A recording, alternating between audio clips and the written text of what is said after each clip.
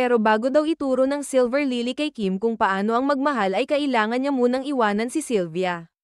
Sinabi nito na isang linggo na lang ang natitira sa kanilang mundo at kung gusto talaga niya itong matutunan ay kailangan niyang pagsilbihan si Raviel simula ngayon.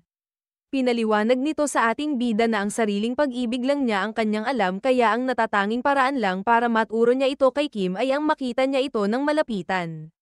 Makalipas ang isang buong araw ay pumunta na ang King of Death sa bahay ng Silver Lily. Pagkapasok niya doon ay nakita niya agad na inaayusan si Raviel ng kanyang mga katulong at sinabi nito sa isa niyang alalay na ilabas na ang kanyang hinanda. Sinabi ng Silver Lily na inisip daw niya ng mabuti kung anong paraan ang kanyang gagamitin para maturo niya sa ating bida ang love ng maayos. Hindi naman daw pwede na ubusin lang nila ang buong araw dahil lang doon at hindi din naman daw pwede na siya mismo ang maghanap ng first love ni Kim. Ang naisip niyang gawin ay ituro sa kanya ang mga katotohanan tungkol sa love at ang una daw nilang lesson ay, nag-uumpisa ang pag-ibig sa isang walang kwentang tao. Merong mga maswerteng tao daw na nagkakaroon ng perpektong pagkikita sa kanilang first love na tumatagal habang buhay. Pero, malabo daw mangyari ito sa ating bida at ang makatotohanang makikilala niya ay isang walang kwentang tao. Dahil doon ay pinakita agad niya ang kasunod na lesson at ito ay, kailangan din niyang maging walang kwenta. Kailangan daw niya ito dahil ang mga nakaranas na ng walang kwentang tao at ang mga walang kwenta mismo ay alam kung sino ang mga walang kwenta kaya alam na nila kung sino ang iiwasan. Tumayo na ang Silver Lily at sinabi na ating bida na kung hindi niya ito maintindihan ay ipapakita niya ito sa kanya. Tinanong ni Kim kung paano naman niya iyon gagawin at sinabi sa kanya ni Raviel na siya lang naman daw ang nagmamahal sa pinakawalang kwentang tao sa mundong iyon. Makalipas ang ilang sandali ay dumating na sila sa palasyo na prince. Pagkakita sa kanya ng mga bantay sa pinto ay kabado nilang binati ang Silver Lily. Tinanong sa kanila ni Raviel kung gising na ba ang kanilang amo dahil mas maaga daw dapat siyang nagigising kesa sa kanyang mga tauhan. Yumuko lang ang mga ito at nanghingi ng tawad dahil meron daw sa kanilang mahigpit na utos ang prince at hindi nila ito pwedeng suwayin.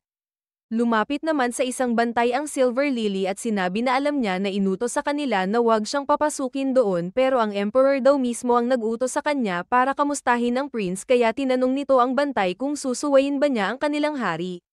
Wala nang nagawa ang mga ito kaya pinapasok na nila ang babae at dumiretso na agad ito sa kwarto ng prince.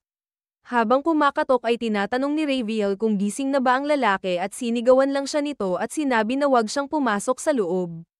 Hindi naman ito pinansin ng Silver Lily at nilabas lang nito ang sarili niyang susi sa kwarto ng prince at bigla na lang pumasok. Pagkapasok nila doon ay nakita nila na nakahiga pa rin sa kama ang prince kaya sinabihan ito ni Raviel na wala siyang mapapala kung puro lang siya higa. Nagulat naman ang ating bida dahil pinalabas na ng Silver Lily sa kanyang tauhan ang susunod na lesson at ito ay, kung hindi mo maiwasan ang walang kwenta ay enjoyin mo na lang ito. Sinabi ng babae na magmamahal din daw si Kim balang araw at kung hindi talaga maiwasan na mapunta siya sa walang kwenta ay kailangan na lang niya itong tanggapin. Nilabas pa din ng kanyang tauhan ang sunod na lesson at eto ay, matutuwa ka lang sa walang kwenta mong kasama pag mas walang kwenta ka sa kanya. Dahil doon ay binuhusan na ng Silver Lily ng malamig na tubig ang prince para magising na ito ng tuluyan at sinabi kay Kim na ito daw ang kanyang ibig sabihin. Pagkatapos noon ay umalis na silang dalawa ni Raviel sa kwarto ng prince at sinabi na pakinggan ni Kim ng mabuti ang formula ng love. Natatalo ang mga may itsura sa mga matatalinong tao at natatalo naman ang mga matatalinong tao sa mga walang kwenta kaya ang lagi daw nananalo sa love ay ang mga merong katangian ng tatlong iyon. Hindi daw iyon ang love na inaasahan at naririnig ng ating bida dahil ang akala daw niya ay puro lamang ito kilig at pagmamahal. Sinabi naman sa kanya ng Silver Lily na pwede din naman mangyari sa isang tao ang kanyang sinasabi pero kakailanganin nila ng swerte dahil ang pagpapatibok daw sa puso ng isang tao sa unang kita ay hindi madaling gawin. Pagkapasok nila sa isang kwarto ay sinabi ng ating bida kay Raviel na hindi daw niya ito masyadong naiintindihan. Sinabi naman nito kay Kim na normal lang naman iyon at kung gusto daw niya ay pwede niya itong subukan sa Silver Lily. Hindi naman alam ng ating bida kung ano ang ibig sabihin ng babae kaya malinaw nitong tinanong kay Kim kung gusto ba niyang subukan kung mapapatibok niya ang puso ni Raviel. Tinanong naman ng bida kung ano ang kailangan niyang gawin para magawa iyon at sinabi lang nito na gumawa siya ng sa tingin niya ay ikakatuwa ng Silver Lily. Makalipas ang ilang sandali ay nakaisip na ng gagawin si Kim at unti-unting lumapit sa babae. Nilabas nito ang mga reward na binigay sa kanya ng librarian at kung iisipin daw mabuti, ang mga ito ay parang strategy guide. Sinira niya ito sa harapan ng Silver Lily dahil naalala niya ang mga sinabi nito na hindi niya gusto ang mga aktor na pumupunta sa mundong iyon na merong sinusunod na guide. Inisip ng ating bida na kahit importante ang mga iyon ay kailangan pa rin niyang ipakita kay Raviel ang kanyang sinseridad. Pagkatapos noon ay pinalapit ng Silver Lily ang King of Death sa kanya at sinabi na iyuko niya ang kanyang ulo. Naglabas ito ng pabango at habang sinasabi sa ating bida na maganda ang kanyang ginawa ay pinahiran niya ito sa leeg. Ang pabangong iyon daw ay gawa sa white lily at habang nilalagyan din nito ang tenga ni Kim ay tinanong sa kanya ni Raviel kung gusto ba niya ang amoy na iyon. Sumagot naman ng oo ang ating bida habang dahan-daang hinahawakan ng Silver Lily ang kanyang kamay. Nilapit nito ang kanyang mukha kay Kim at mahimbing na sinabi na ang amoy na iyon ang kanyang paborito. Dinaikit nito ang kanyang ulo sa balikat ng ating bida at sinabi na natuwa siya dahil pinakita nito at sinira pa ang kanyang mga sikreto sa harap ng Silver Lily. Hindi naman makapagsalita ang King of Death dahil tumataas ang kanyang immersion at inisip na delikado daw ito dahil sa tingin niya ay nahuhulog na ang kanyang loob kay Raviel. Makalipas ang ilang oras ay makikita natin na nasa labas na ang ating bida at nakahiga lang ito sa may damuhan. Pilit siyang tinatawag na Sword Emperor pero napansin niya na parang hindi daw siya nito naririnig. Kaya pala hindi ito sumasagot ay iniisip pa rin niya ang mga nangyari sa kanila kanina ng Silver Lily. Bigla na lang itong nagsalita at tinanong sa Sword Emperor kung ano sa tingin niya ang ibig sabihin ng love. Hindi sumagot sa kanyang tanong ang Emperor tapos bigla na lang nitong naisip na magpakamatay para maranasan niya ulit ang nangyari sa kanila ni Raviel. Pinilit gumalaw ni Shiny para tamaan niya ang kanyang master sa mukha ng matauhan naman daw ito. Pagkatapos noon ay alam naman daw niya na wala siya sa tamang pag-iisip pero tinanong nito kung ano ang gagawin dahil hindi daw mawala sa kanyang isip ang Silver Lily. Nabaliw na ata talaga ito dahil bigla niyang sinabi na hindi niya huhugasan ang kanyang tenga at leeg para hindi mawala sa kanya ang amoy ng pabango ng babae. Bumangon naman ito agad at sinabi sa Sword Emperor na hindi lang daw siya ang nakakaramdam noon dahil tumataas din ang kanyang immersion kaya baka kailangan daw talaga ng kanyang character na mahulog kay Raviel. Makalipas ang ilang sandali ay kumalma na din ito ng konti at humiga na lang at tinanong ng maayos ang Sword Emperor kung ano sa tingin niya ang pwedeng gawin ng ating bida para mapasaya at maligtas doon ang Silver Lily. Nagulat naman ang ating bida dahil sumagot sa kanya ang Sword Emperor at sinabing sa pag-ibig, kailangan muna nilang makilala ng lubos ang babae at maswerte daw si Kim dahil siya na ang butler nito ngayon kaya madali na niya itong magagawa.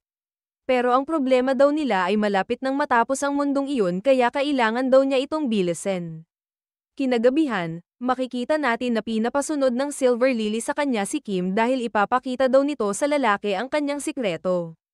Napansin naman ni Raviel na hindi mapakali si Kim kaya tinanong nito kung ano ang kanyang iniisip. Magalang naman itong sinabi sa kanyang amo na kanina pa niya gustong hawakan ang kamay nito. Napahinto naman sa paglalakad ang Silver Lily at makikita natin na hindi alam ng ating bida kung bakit niya iyon sinabi ng malakas. Agad na lumapit si Raviel sa King of Death at nakakaakit na tinanong kung siya lang ba ang inisip ni Kim buong araw. Hinigpitan pa nito ang hawak sa kamay ng lalaki at tinanong din kung na-miss ba niya ang hawak at amoy ng kanyang amo. Hindi naman makasagot agad ang ating bida kaya sinabi sa kanya ng Silver Lily na kapag hindi ito sumagot ay bibitawan niya ang kamay nito. Habang tumatagal ay makikita natin na lalong tumataas ang immersion ni Kim at iniisip nito na hindi na niya alam kung ano ang totoo sa hindi. Nilapit ni Raviel ang kanyang mukha sa tenga ng ating bida at mahimbing nitong sinabi na tawagin siya nitong master. Sinabi nito na okay lang daw kahit isang beses lang niya itong sabihin at meron pa daw siyang magandang reward pag ginawa niya ito. Hindi alam ng ating bida ang kanyang gagawin kaya pilit siyang tinatawag ng Sword Emperor at pilit na gumagalaw si Shiny para matauhan ito ang kanyang master. Habang pinipilit pa rin siya ng Silver Lily ay ang pakiramdam niya ay para siyang nakakulong at hindi siya makapag-isip ng tama. Naisip naman niya ang lahat ng nagtiwala sa kanya katulad ng alchemist, si Preta, at ang kanyang master na ang Heavenly Demon. Dahil doon ay natauhan na din sa wakas ang ating bida at hinawakan si Raviel sa balikat. Nanghingi ito ng tawad sa Silver Lily dahil hindi daw siya nito matatawag na tunay niyang master. Gusto daw ni Kim na matutunan ng saya ng love pero ayaw naman daw niyang mawala ang sarili niya sa proseso. Hinawakan nito ang kamay ng Silver Lily at sinabi sa kanya na kung gusto niyang makuha ang puso ng ating bida ay kailangan nitong gumamit ng ibang paraan. Nilapit niya ang babae sa kanyang katawan at sinabi na papayag daw siya na maging master si Raviel kung papayag siya na maging master din niya ang King of Death. Mamahalin, pagkakatiwalaan, at ibibigay daw niya ang lahat-lahat sa babae pero kailangan din daw niya itong gawin kung iyon ang gusto niya. Binawi naman ng Silver Lily ang kanyang kamay at sinabi na iba daw pala talaga ang ating bida kesa sa ibang mga apostle na nagpunta sa kanilang mundo. Minaliit daw niya masyado si Kim dahil sinubukan daw niya itong akitin para mapuno ang immersion nito at maging sa kanya na ng tuluyan. Sinabi naman ng ating bida na kalimutan na lang daw nila ang nangyari at tinanong kay Raviel kung ano ang kanyang ipapakitang sikreto sa bida. Kinuha na nito sa lalaki ang lampara at naglakad na habang sinasabi na ang ipapakita daw nito sa kanya ay isang treasure ng kanilang pamilya. Pagdating doon ay pinakita ni Raviel sa ating bida ang isang espada na tumutupad daw sa kahit na anong hiling. Pero, para matupad daw ito ay kailangan saksakin ng taong gumamit ng espada ang sarili niyang puso. Habang nagpapaliwanag si Raviel ay bigla na lang napansin ng ating bida si Shiny dahil sinabi nito na iyon daw ang isa sa kanyang mga espada na si Prayer. Ang totoong nangyari sa Silver Lily ay napuno ng galit at lungkot ang kanyang puso dahil nagkatuluyan ang prince at ang Golden Cup. Iyon ang dahilan kung bakit niya hiniling sa espada na maging habang buhay sana ang kanyang pagmamahal para sa prince.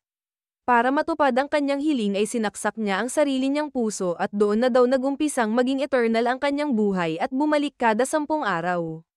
Kinuha ni Raviel ang kamay ng ating bida at nilagay niya ito sa kanyang dibdib at sinabing matapos ang lahat ng iyon ay hindi na nabago ang pagtingin niya sa prince at tumigil na rin sa pagtibok ang kanyang puso. Sinabi ng ating bida kanina na gusto daw niyang makuha ang puso ni Raviel kung gusto nito ang puso ni Kim pero nanghingi ng tawad ang babae dahil hindi niya daw ito mabibigay sa kanya. Naputol naman ang usapan ng dalawa dahil bigla na lang may lumabas na monster sa salamin kung saan nakasaksak si Prayer. Agad namang hinawakan ng ating bida si Raviel para protektahan at tinanong kung ano ang mga iyon. Matipid lang nitong sinabi sa King of Death na iyon daw ang kanyang mga nightmare. Habang pinapalibutan sila ng mga ito ay naririnig nila ang mga masasakit na nangyari sa Silver Lily katulad ng pagtaksil sa kanya ng prize at pagpili nito kay Sylvia. Habang pilit nila itong nilalabanan ay bigla na lang naalala ng ating bida ang nangyari sa laban nila ng Demon King sa Floor 11 at kaparehas daw ito ng kapangyarihan ng isang constellation. Hindi na nagugustuhan ng ating bida ang kanyang mga naririnig kaya ginamit na niya ang 8th form ng demonic heavenly god na Sword of Scorching Death at mabilis na natalo ang lahat ng nightmare. Habang hinahabol ang kanyang hininga ay tinanong nito sa Silver Lily kung kailan pa siya naging isang constellation. Alam daw ni Kim na ang mga nakalaban nila kanina ay Constellation Familiars at dahil galing daw ito sa nightmare ni Raviel ay siya ang may gawa dito. Sinabi naman ng babae na nangyari ang lahat ng iyon nung sinaksak niya ang kanyang puso gamit ang espada ng kanilang pamilya. Kada araw daw ay dama-dami at lumalakas ang mga nightmare hanggang sa umabot sa pang-10 at doon na matatapos ang mundong iyon. Simula nung unang beses ito nangyari ay siya na daw ang nagre-representa na mundong iyon dahil sa kanya na mismo umiikot ang oras nito. Habang tinatabi na ng ating bida ang kanyang espada ay sinabi sa kanya ni Raviel na kakaiba daw talaga ang ating bida dahil hindi sinadismaya. Kahit sinabi daw niya kay Kim na tuturuan siya nito ng love ay nakita nito kung gaano kawalang kwenta ng kanyang pagmamahal. Lumapit ang ating bida sa Silver Lily at sinabi nito na sa kanya na hindi siya madidismaya sa ganun lang na dahilan. Pinakita daw ni Raviel sa kanya ang kanyang sikreto at nagpapasalamat siya dahil mas nakilala pa niya ito lalo. Kung sa tingin daw ng Silver Lily na lalayo siya sa kanya pagkatapos noon ay hindi daw talaga niya alam kung gaano siya nito kamahal. Napalayo naman si Raviel dahil sa sinabi ni Kim at sinabing hindi pa nga daw umaabot ng isang buong araw ang kanyang pagmamahal pero nasasabi na niya ang mga iyon sa kanya. Sinundan naman ng ating bida ang Silver Lily at sinabing papatunayan daw niya ang lahat ng ito sa kanya. Habang magkaharap ay inisip ng ating bida na sigurado na siya na kahit mataas ang kanyang immersion ay galing sa kanyang puso ang lahat ng kanyang mga sinasabi. Lalo pa itong lumapit kay Raviel at sinabing gusto niya ito at kung pwede daw ay mahalin siya nito gaya ng pagmamahal niya sa kanya. Wala daw siyang pakialam kung nakakulong ang puso ng Silver Lily sa mundong iyon at hindi niya kayang kalimutan ang nakaraan dahil gagawin daw ng ating bida ang lahat para mahalin din siya nito. Silang dalawa lang sa buong mundo ang nakakabalik sa nakaraan at hindi namamatay kaya meron silang habang buhay para magkakilala at pupunuin daw nito ng masasaya at bagong memorya si Raviel. Hindi naman alam ng Silver Lily ang kanyang maramdaman dahil naiirita daw dapat siya sa mga sinasabi ng ating bida pero hindi niya magawang magreklamo. Naputol naman ang usapan ng dalawa dahil merong nagmamadaling mga tauhan na dumating at sinabi na meron silang problema sa harap ng palasyo. Bumalik saglit ang storya kung saan nagpapalam ang ating bida kay Sylvia dahil kailangan daw niyang magtrabaho sa Silver Lily para makakuha ng impormasyon tungkol sa mundong iyon. Wala namang naging problema dahil pumayag agad doon ang Golden Cup at sinabi na wala naman daw siyang magagawa dahil para ito sa kanilang quest. Bumalik na din ang kwento sa kasalukuyan at makikita natin na nag-iba na talaga ang itsura ni Sylvia dahil hindi na nito kamukha ang Inquisitor at sinisigaw nito na ilabas nila ang kanyang butler. Pagkakita sa kanya ng ating bida ay hindi nito alam ang mararamdaman dahil inisip nito na nilamon na talaga ang kanyang kasama ng immersion. Tumakbo naman agad si Sylvia papunta kay Kim at sinabi na nag-alala daw siya dahil hindi pa rin ito umuuwi kahit anong oras na. Hindi lang daw butler ang tingin ni Sylvia sa kanya dahil siya din ang kanyang childhood friend at hindi lang basta alalay ang tingin nito sa kanya. Hindi daw dapat nandoon ang ating bida sa lugar na iyon kaya hiningi nito ang kanyang kamay at niyaya ng umuwi sa kanila. Hamarang naman si Raviel sa kanilang dalawa at hinampas ang kamay ng Golden Cup palayo. Hindi daw ba nito alam na nasa harap siya ng palasyo ng duke at mapaparusahan siya pag tinuloy pa niya ang kanyang kalokohan. Palalampasin daw ito ng Silver Lily pag yumuko ito sa kanyang harapan at nanghingi ng tawad dahil sa kanyang panggugulo. Hindi naman nakinig sa kanya si Sylvia kaya hiningi ni Raviel sa kanyang mga tauhan ang kanyang pamalo para parusahan ang Golden Cup. Lumapit naman agad ang ating bida kay Sylvia bago pa makuha ng Silver Lily ang kanyang pamalo at tinanong kung ano ang ginagawa niya doon ng ganong oras. Sinabi nito na buong araw daw siyang naghintay sa pagbalik ng kanyang butler pero hindi daw ito dumating kaya siya na mismo ang pumunta doon para sunduin si Kim. Dahil sa itsura at pananalita ni Sylvia ay sinabi ng ating bida sa kanya na when spring comes. Tinanon naman siya ng Golden Cup kung ano ang kanyang sinasabi kaya alam na ni Kim na 100% na kanyang immersion. Dumating na ang pamalo ni Raviel at sinabi nito kay Sylvia na nanggulo siya sa harap ng kanyang bahay at hindi man lang nanghingi ng tawad kaya wala na siyang magagawa kundi parusahan ang kanyang mga kasalanan. Nakakaloko nitong sinabi na kaya lang naman daw gusto siyang parusahan ng Silver Lily ay dahil siya ang pinili ng prince at wala itong magawa para pigilan iyon. Bigla naman dumating doon ang lalaki at pasigaw na hinahanap si Sylvia. Nang makita ang babae ay agad niya itong niyakap ng mahigpit at tinanong kung ayos lang ba siya. Masama naman itong tumingin sa Silver Lily dahil nakita nito ang kanyang pamalo at sinabi na bakit niya tinatrato ng ganun si Sylvia. Iyon daw ang dahilan kaya ang tingin ng lahat sa kanya sa academy ay isang witch na hindi marunong magmahal ng iba. Niyaya nang umalis ng prince ang Golden Cup doon pero lumingon ito sa likod at tinawag ang kanyang butler. Binuksan naman ni ating bida ang character window si Sylvia at tinignan kung meron pa ba itong pag-asa pero nakita nito na wala na talaga doon ang Inquisitor.